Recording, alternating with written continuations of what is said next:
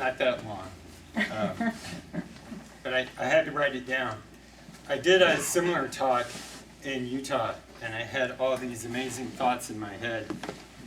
And when it came to time to do it, it was much more close to Lewis's death. And so I struggled a bit, and I thought it was a bit disjointed.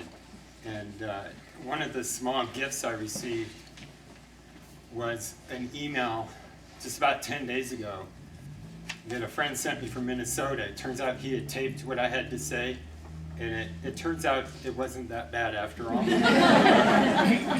But it was just a gift for me to have that, to know that, and to have those words. So for today, I actually wrote down what I wanted to say. And I've already said a little bit of this over in the park, but I want to say how amazing it is to see all of you here. It's a wonderful physical manifestation of all the love and support that I've been feeling back in Utah through phone calls, cards, emails, Facebook messages, and posts. I want you to know that all of those things saved me. I can't tell you how meaningful they were to me, especially being that far away. I had friends there, but I had a hell of a lot of friends and family here as well. So thank you for all of that support, and thank you for being here today. At my first counseling session after Lewis's death, the counselor earnestly asked me, "Are you talking to him?" And I gave her a startled look and thought to myself, this person has no idea what I'm like. It has never once occurred to me that I could or should talk to someone who had died. Now, she's a wonderful woman, very empathetic woman, but I had to explain to her that I had no need to talk to him. We'd been together for 21 years, and I already knew everything he wanted to say to me, but she did plant a seed. A couple of weeks later, a second person, I believe it was in a condolence card, mentioned the same thing. And then a third time, just recently, I was rereading some of the condolence cards, and I read the one that Sally Marks had sent me. She's not here today, but she's a... She was here. Oh, Or she is here. Oh. Hey, Sally, did you get my email? Just wanted to be sure. So Sally, I reread her wonderful card, and she mentioned how comforting it was for her to have conversations with Wayne. Those of you who don't know, Wayne had passed some years back in a tragic accident. So after about the third time, I thought, maybe that would work. And so I believe Lewis is here today as a part of all of us. That's one thing that's kept me going. So I thought I'd talk to him now. Lewis, there's some things I need to say to you. I'm sorry I didn't say I love you often enough. He's answering me.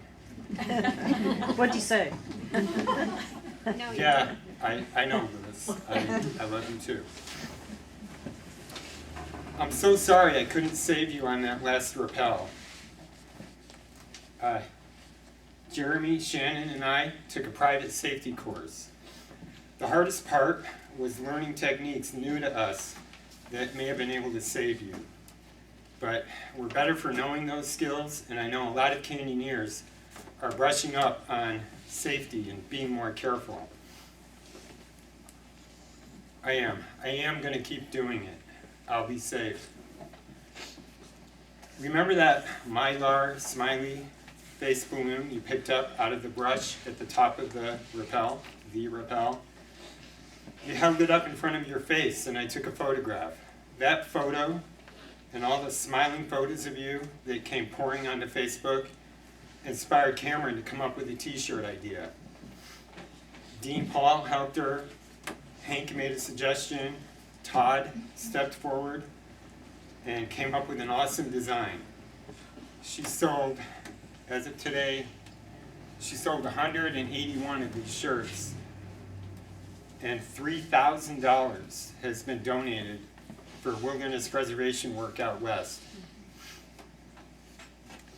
most of all, I need to thank you for a bunch of things. Primarily, thank you for never giving up on your family. When conversations with friends got around to the subject of your family and how we were treated as a couple, you admit that it wasn't ideal. You'd always then say, I'm not going to give up on them. They're my family. You held no grudges, no resentment, and no ill will. You let me carry that. Well, you're not going to believe this. I met with them the day after you died. We talked, we cried, we shared stories about you.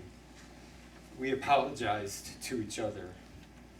Every trace of negativity I harbored immediately evaporated.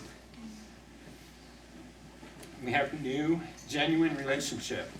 I've been averaging a phone call a week with your mom. I used to get mad at him because he would call his mom once a week. Maybe I was jealous, I don't know. And she would always call. He would call her before our trips, he would call her after our trips. And frankly, I found it a little bit annoying. No offense, Lewis. Lewis knew that. But now I'm talking to her once a week, and what a beautiful thing that is. And it's not just her calling me, I call her too. I'm calling her for you, and I'm calling her for me. Yeah, she's doing okay, Lewis. Please don't worry about her. I saw her a week ago, and I'll be seeing her again in mid-December. Thank you for being the one who apologized first on those rare occasions we argued. Thanks for being our ambassador of goodwill, while I usually hung in the background. Thanks for always being the one who pushed us forward on those life-changing decisions we made. The move to the yurt, the move back to Utah. I was eventually on board, but it was you that said, let's just do it. And I'm so much richer for it. Thank you for helping me and Esther raise 3 children. That was our most challenging adventure and easily the most rewarding. Look at these kids now. Thanks for your, don't interrupt me, I'm almost done. Thanks for your red puffy jacket.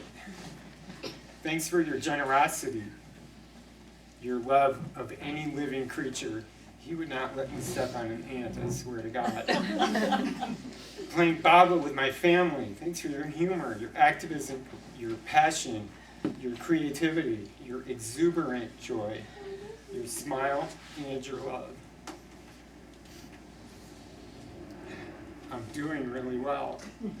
I'll be okay, I promise. I have the power of your example to guide me, and there is none better. I know you need to go. I love you, Lewis. Goodbye.